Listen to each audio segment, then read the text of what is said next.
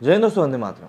चुनावी माहौल आता नहीं है कि आप देखेंगे कि इस तरह के माहौल बनना शुरू हो जाते हैं कि आपको लगेगा कि यार ये मुद्दे तो मैंने कभी देखे ही नहीं थे।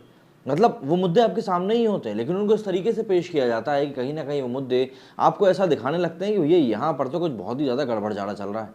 तो ऐसे में जब कई सारे मंत्री और कई सारे संतरी यही काम करते रहते हैं, तो ऐसे में आखिर हमारे दिल्ली के अरविंद केजरीवाल पीछे कैसे रह सकते थे। गुजरात चुनाव आने वाले, उनको लेकर वो इस समय काफ़ी ज़्यादा एक्टिव दिखाई दे रहे हैं। लेकिन इन सभी चीज़ों के बीच में कहीं ना कहीं वो ये भूल गए कि उनका जहाँ पर पैर रखा हुआ है वो उसी जगह को इग्नोर कर रहे हैं। तो ऐसे में अब उनको याद आई है दिल्ली के कचरे। लेकिन जब केजरीवाल कचरे के बारे में बात कर रहे थे, ठीक उसी समय पर गौतम गंभीर ने जिस तरीके से उनको पकड़कर, बल्कि यूं कहें कॉलर पकड़कर याद दिलाया कि भैया हम तो तुम्हें ये सब चीजें कब से दिखाना चाह रहे थे, पर तुम ही चुनावी मेंढक निकले, तो हम क्या कर सकते। दिल्ली के मुख्यमंत्री और आम आदमी पार्टी सुप्रीमो अरविंद केजरीवाल ने गाजीपुर की लैंडफिल साइट यानी कूड़े के पहाड़ को कुकर्मों और भ्रष्टाचार का पहाड़ बताकर भाजपा पर जमकर निशाना साधा। वैसे एमसीडी चुनाव से पहले इस मुद्दे को सामने आना ही था, क्योंकि दिल्ली में गाजीपुर की लैंडफिल साइट यानी कूड़े का पहाड़ हमेशा से ही सियासी मुद्दा रहा है और इस पर भाजपा और आम आदमी पार्टी के बीच खींचतान कोई नई बात नहीं है। लेकिन यहाँ अहम सवाल यह है कि कूड़े के पहाड़ पर अरविंद केजरीवाल अचानक इतना भड़क क्यों गए। दिल्ली के उपराज्यपाल विनय कुमार सक्सेना ने छठ पूजा की तैयारियों पर अरविंद केजरीवाल को भ्रामक और अपरिपक्व प्रचार से बचने की नसीहत दी। दरअसल अरविंद केजरीवाल ने बीते हफ्ते एक ट्वीट कर यमुना के सभी घाटों पर छठ पूजा मनाए जाने का ऐलान किया था, लेकिन उपराज्यपाल विनय कुमार सक्सेना ने साफ कर दिया कि छठ पूजा केवल तय घाटों पर ही की जाएगी।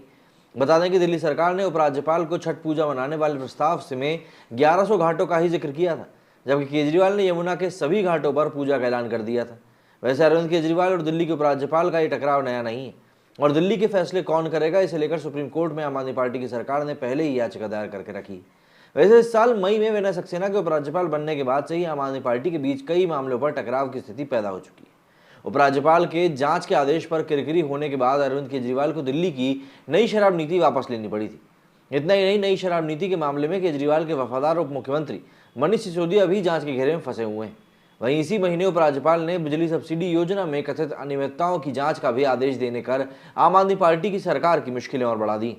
अब ऐसे में किस तरीके से अरविंद केजरीवाल अपनी साख बचाएंगे, ये सोचने वाली बात है। वैसे केजरीवाल सरकार की दिल्ली की योगशाला स्कीम भी राज्यपाल की आपत्ति के बाद से बंद हो गई। वहीं इन सबके बीच सोशल मीडिया पर अरविंद केजरीवाल के पुराने बयान वायरल हो रहे हैं, जिसमें आम आदमी पार्टी की पहली बार दिल्ली में सरकार बनने से लेकर अब तक के यमुना की सफाई की लेकर की गई अरविंद केजरीवाल की प्लानिंग के बयान है, जिसके साथ कहा जा रहा है कि जल्द ही अरविंद केजरीवाल इसके लिए भी उपराज्यपाल और हरियाणा सरकार को दोष देंगे। इन सब चीज़ों के बीच में जैसे ही अरविंद केजरीवाल ने इन सब बातों को लेकर ट्वीट किया, उन्होंने लिखा कि भाई पिछले 15 सालों से दिल्ली नगर निगम में बैठी भाजपा ने पूरी दिल्ली में हर जगह कूड़ा फैला रखा है। आज इसका गाजीपुर वाला कूड़े का पहाड़ देखने आया हूँ, लाइव करते हुए उन्होंने इस बात को कहा। जब उन्होंने ये ट्वीट किया, इसी के साथ गौतम गंभीर ने लिखा कि मैं 2019 से 8 बार गाजीपुर पहाड़ पर गया और बार बार बुलाने पर भी मुख्यमंत्री नहीं आए। चुनावी मेंढक आसमां देख कर निकलते हैं, तकलीफ देख कर नहीं। इसी के साथ उन्होंने एक चिट्ठी पोस्ट करी है, जिस चिट्ठी की तारीख जो है वो फरवरी 2020 की बताई जा रही है। तो जाहिर सी बात है, समझने वाली बात है कि यहाँ पर अरविंद केजरीवाल जी आखिर क्या चाह रहे हैं। जब उनको काम से बुलाया जाता है तब वो गायब रहते हैं और चुनावी मौसम आता है तो बिल्कुल पहुँच जाते हैं। वहीं बीते 2 दशकों से ज़्यादा समय से एमसीडी में भाजपा काबिज है और अरविंद केजरीवाल दिल्ली में लगातार तीसरी बार सरकार बनाने के बावजूद एमसीडी के चुनाव में आम आदमी पार्टी को कोई खास बढ़त नहीं दिलवा पाए।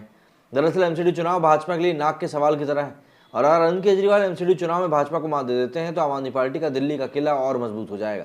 यही वजह है कि केजरीवाल एमसीडी चुनाव को लेकर पूरी ताकत लगा चुके हैं। तो ऐसे में यहाँ पर इस समय चुनावी मुद्दा ही बनता हुआ दिखाई दे रहा है। इस बात को मतलब और भी ज़्यादा स्पष्ट तरीके से मुझे नहीं पता कैसे बताना चाहिए। बाकी आप लोगों को क्या लगता है मुझे कमेंट करके जरूर बताएं। मेरी सुनी फिलहाल इतना ही। जय हिंद, जय भारत।